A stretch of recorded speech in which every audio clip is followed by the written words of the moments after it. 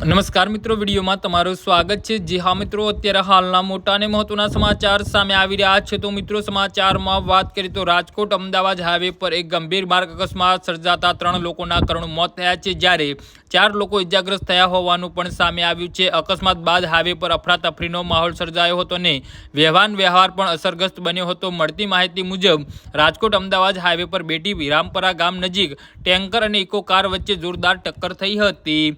દુર્ઘટનામાં 3 લોકોના ઘટના સ્થળે જ અથવા તો સારવાર દરમિયાન મોત થયા હોવાનું જાણવા મળ્યું છે, જ્યારે 4 લોકોને ઈજા થતાં તેમને તાત્કાલિક સારવાર માટે નજીકની હોસ્પિટલમાં ખસેડવામાં આવ્યા હતા।